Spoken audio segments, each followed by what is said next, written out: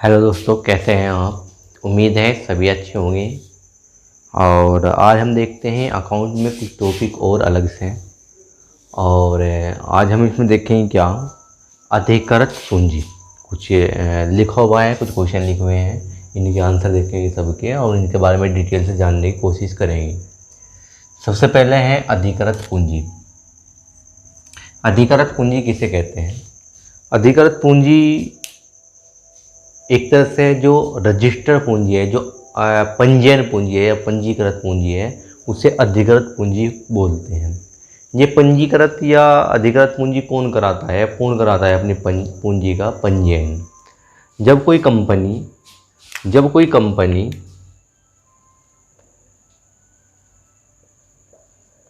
Company जनता में अंश निर्गमन करती है, जनता में शेयर निर्गमन करती है, अंश निर्गमन करती है, तो उससे पहले उसे सरकार से आज्ञा पत्र लेना पड़ता है कि मैं क्या जनता में अंश निर्गमन कर सकती हूँ। तो उसके लिए उसे आज्ञा पत्र देना होता है और सरकार उसकी संपत्तियों का मूल्यांकन करती है, सभी संपत्तियों को देखती है और देखने के बाद बताती है कि आपकी जो अधिकृत पूंजी है उसे रजिस्टर्ड कर देगी कि आप जो है केवल 5 लाख तक के रुपए के शेयर ही निर्गमन कर सकते हो। ये किसने कहा? ये सरकार ने बताया। ये क्या है? ये है अधिकृत पूंजी। अधिक से अधिक 5 लाख, इससे कम तो कर सको, 5 लाख से कम के तो अंश निर्गमन कर सको जनता में, इससे अधिक नहीं कर सकते। इसलिए इसी पूंजी का नाम क्या है? अधिकृत पूंजी। 5 लाख से कम निर्गमन कर सके, उससे अधिक नहीं। इसी का नाम जो है अधिकृत है, इसी का नाम है पूंजीकृत पूंजी या पंजीयन पूंजी, ठीक है, या रजिस्टर्ड पूंजी। तो ये रजिस्टर्ड पूंजी सरकार द्वारा जो रजिस्टर्ड की जाती है। ये क्यों की जाती है? ये उनका जो अंशधारी है उनके हित को देखते हुए, क्योंकि कोई कंपनी ऐसा ना हो, उसकी हैसियत ना हो इतनी कि और पता लगा उसने जो है अंश जाता निर्गमन कर दी जनता में, और अंश निर्गमन कर दिए उसने कितने के 50 करोड़ के कर दिए, तो उसकी हैसियत इतनी थी नहीं, पता लगा जो है जनता का नुकसान होगा, उसे कंपनी को क्या हुआ? लॉस हुआ, जबकि उसकी हैसियत कितनी थी? कुल 50,000 अंश निर्गमन करने की या 50,000 रुपये के अंश निर्गमन करने की हैसियत थी, उसने कर दिया क्या? करोड़ों में अंश निर्गमन, करोड़ों रुपये के अंश निर्गमन कर दिए, तो उससे जो है जनता को हानि होगी। तो पहले सरकार उसको जो है क्या करेगी? उसका मूल्यांकन करेगी, किसकी हैसियत कितनी है, कितने तक ये अंश निर्गमन कराना इसके लिए ठीक होगा। तो ये जो है कंपनी ये सरकार जो है इसे रजिस्टर्ड करेगी पूंजी को। इसके बाद क्या है? अधिलाभांश अंश या बोनस अंश। ये इम्पोर्टेंट है, अधिलाभांश या बोनस अंश। अधिलाभांश या बोनस अंश किसे कहते हैं? ये वे अंश होते हैं जैसे जनता में अंश निर्गमन किए जाते हैं। जनता में अंश निर्गमन करेगी, कौन निर्गमन करेगी? कंपनी जनता में अंश निर्गमन कर दिए और इसे जो है कितने 100 मतलब जो है इन्होंने इतने खरीद लिए, इसने 200 खरीद लिए, इसने 300 खरीद लिए। ये कौन है? ए है, ये बी है, ये सी है, ये डी है और ये ई है, व्यक्ति है। तो जब ये जनता के अंश खरीदते हैं जब कंपनी के अंश खरीदते हैं तो कंपनी ने जो है किसी पर्पज़ से या किसी भी कारण से इन्हें सबको जो है 10-10 या 20-20 अंश बोनस के तौर पे दे दिए, फ्री दे दिए, ठीक है। इन्हें जो है फ्री दे दिए, वे बोनस के तौर पे बांट दिए अंश, जिसे बोल रहे हैं हम क्या? अधिलाभांश अंश या बोनस अंश बोलते हैं। तो ये थे बोनस अंश, जब फ्री में अंशधारियों को कुछ अंश मुफ्त में प्रदान कर दिए जाएंगे, उन पर उन्हें लाभ भी मिलेगा, ठीक है। तो ये थे अंश, बोनस अंश। इसके बाद है नंबर नेक्स्ट, और ये भी इम्पोर्टेंट है। ये कहा अंशों का हरण किया जाता है। अंशों का हरण किसे कहते हैं? वैसे आपको जो है पता होगा अंशों का हरण किसे कहते हैं, पर जो मैं एक डीपली बात इसमें आज जोड़ के बताने वाला हूँ, क्या बताने वाला हूँ कि अंशों का हरण किया जाता है, किसके द्वारा किया जाता है? कंपनी द्वारा, या कंपनी के मालिक द्वारा, या कंपनी के अंशधारियों द्वारा, या कंपनी के क्या संचालकों द्वारा। तो इनमें से एक ऑप्शन कौन सा सही होगा, ठीक है। तो आप देख सकते हैं। तो यही बात इसमें इम्पोर्टेंट है कि किसके द्वारा किया जाता है।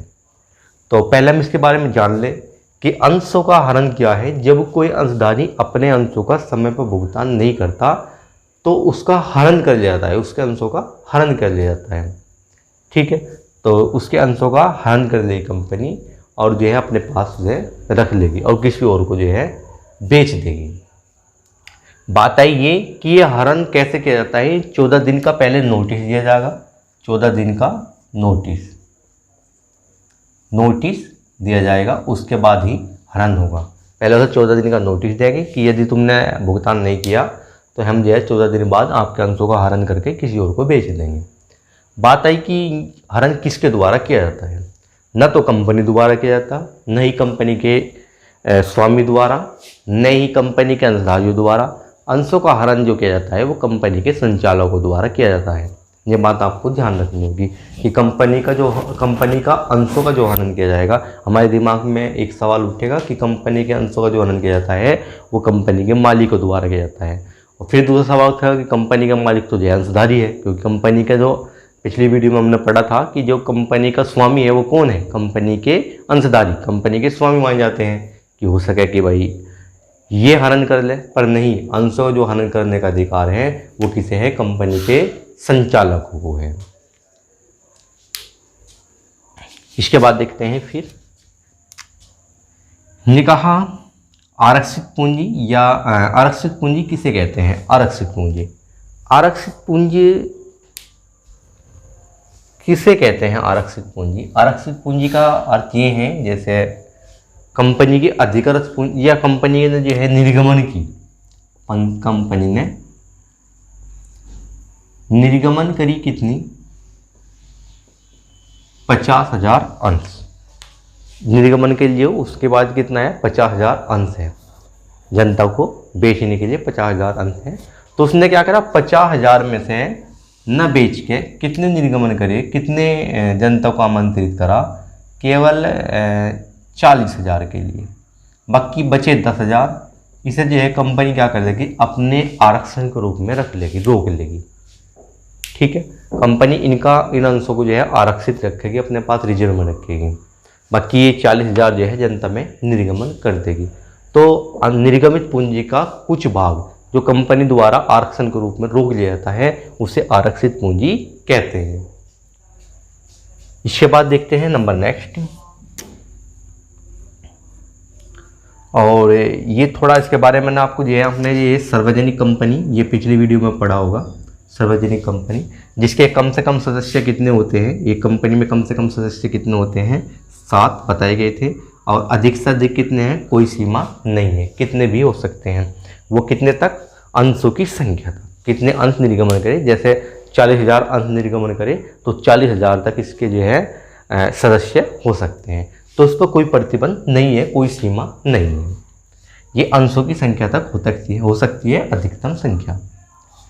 बात आई ये, इसका क्वेश्चन लिखने का पर्पज केवल क्या है, पर्पज केवल ये है कि लोक कंपनी या फिर कहो सार्वजनिक कंपनी या फिर कहो संयुक्त कंपनी, ये सब, इन सब का मीनिंग एक ही है। लोक कंपनी में पूछ लिया कितने कम से कम सदस्य है या अधिक से अधिक सदस्य कितने हैं, तो आपके जो आंसर सबके एक होंगे। वो कौन सी लोक कंपनी या संयुक्त कंपनी किसे कहते हैं, जो जनता में अंश निर्गमन करती है, जनता को अंश पूंजी लगाने के लिए, कंपनी में पूंजी लगाने के लिए आमंत्रित करती है, वही कंपनी क्या कहलाएगी, लोक कंपनी, मतलब लोग के लिए, सब लोगों के लिए। और सार्वजनिक कंपनी, सब जनों की कंपनी, सबको आमंत्रित करेगी। संयुक्त कंपनी, देखो इनके नाम में मीनिंग छुपे हैं। संयुक्त कंपनी, संयुक्त पूंजी वाली कंपनी या संयुक्त कंपनी, ये संयुक्त का मतलब है जॉइंट, जुड़ी हुई कंपनी।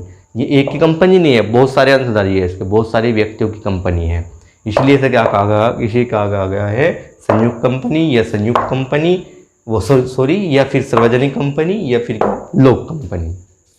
ठीक है, तो ये थे कुछ क्वेश्चन, फिर मिलते हैं नेक्स्ट वीडियो में। Thank you.